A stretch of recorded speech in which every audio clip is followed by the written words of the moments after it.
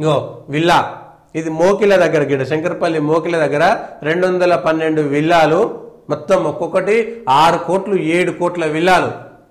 కోట్ల రూపాయలు మేము సంపాదించుకున్నాం, మాకు ఎవడు ఎదురులేడు, పైసలుంటే ఏదైనా వస్తుంది అనుకున్నారు. కోట్ల రూపాయల విల్లాలు కొన్నారు, కోట్ల రూపాయల లోన్లు తీసుకున్నారు. వాటి మీద పెద్ద కంపెనీలు, చాలా పెద్ద కంపెనీలు, చూడడానికి అద్భుతంగా ఉంటుంది, అమెరికా కంటే మంచిగా ఉంటుంది. ఏం లేదు, నాలా పక్కన కట్టిండు, నీళ్లు పోకుండా చేసిర్రు, ప్రహరీ కూడా కట్టిర్రు, అయిపోయింది. లాపోలామ అన్నట్టు అది కమ్యూనిటీలో, మోకిలా గ్రామ పరిధిలోని విలాసవంతమైన లాపోలామ కాదు, అది పొలం. లాస్ట్కి ఏమైందంటే పొలంలోకి రా అన్నట్టు పిలిచినట్టున్నది. అది కొనేటోళ్ళు కూడా ఏం చేస్తారు, అన్ని పర్మిషన్లు ఉన్నాయి కాబట్టి కొంటారు. ఆ పర్మిషన్లు ఇచ్చినటువంటి విధవయవడు ఎందుకు, ఈడెవడో బిల్డరు కడతాడు, వాడు 4 పైసలు పడేస్తాడు, రాజకీయ నాయకులకు చెప్తాడు, ప్రెజర్ పెడతాడు, ఆ పర్మిషన్లు తీసుకొస్తాడు. వీళ్ళు ఏం చేస్తారు, ఇక మాకు జిహెచ్ఎంసీ పర్మిషన్ ఉంది, హెచ్ఎండిఏ పర్మిషన్ ఉంది, ఇరిగేషన్ డిపార్ట్మెంట్ పర్మిషన్ ఉంది, స్థానికంగా అందరూ ఓకే అద్దరు, అయిపోయింది. ఎవడు చెప్పేటోడు ఉండడు, అక్కడ తెలిసినోడు ఎవడు చెప్పడు, అరే నాయన మీ పక్కన నాలా ఉంది, పొలం ఉంది, మీ పక్కన చెరువు పోతుంది, నీళ్లు గట్టిగా పడితే ఆ మత్తడి దునికి మీ పొలం మీళ్ళకి వస్తాయని నాయన అంటే అది ఇండ్లు కావు, పొలం అయిపోయింది. ఆ పొలమా కాస్త పొలం అయిపోయింది.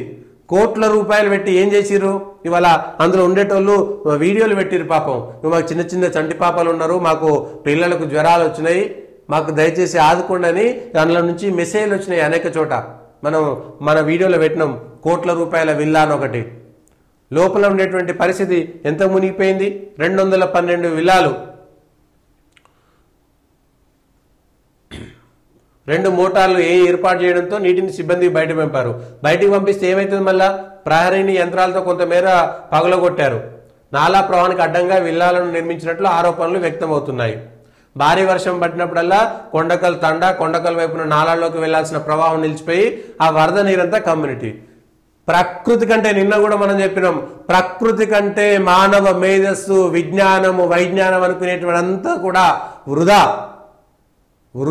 అది నువ్వు ఎంత గొప్పవైనా సరే, నువ్వు అంతరిక్షంలో చందమామ మీద కాలు పెట్టినా అని చెప్పుకున్నటువంటి దేశాలైనా, ఏ దేశాలైనా, ఏ మనుషులైనా సరే, ప్రకృతి కంటే శక్తివంతుడు మనిషి ఏనాడు కాదు.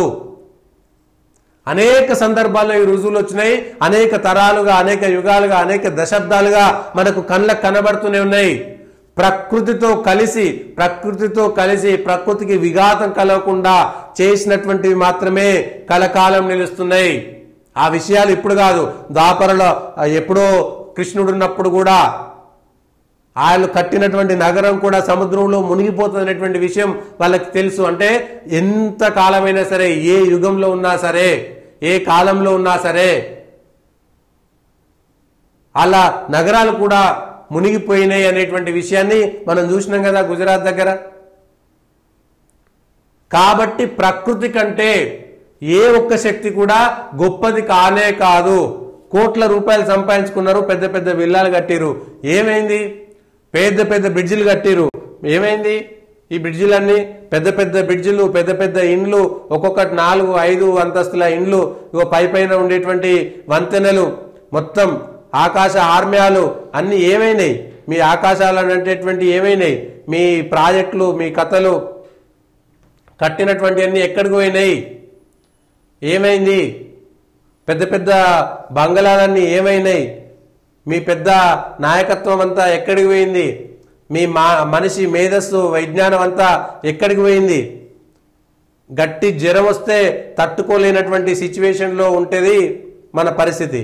గట్టి జ్వరం వస్తే తట్టుకోలేనటువంటి పరిస్థితి. గొప్ప అభివృద్ధి కదా, పెద్ద పెద్ద రోడ్లు, పెద్ద పెద్ద రైలు మార్గాలు, ఏమైనా ఇవన్నీ.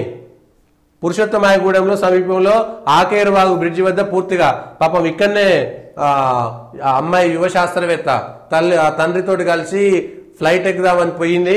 వీడికి పోయిన తర్వాత బ్రిడ్జి ఉంది అనుకున్న వాళ్ళు వేరు కొట్టుకోపోయారు. ఇన్నే వాళ్ళకేం తెలియనటువంటి పరిస్థితి, ఆ చిమ్మ చీకట్లో ఉన్నటువంటి పరిస్థితి. ఇంతకంటే అంటే ప్రకృతి అనుకూలంగా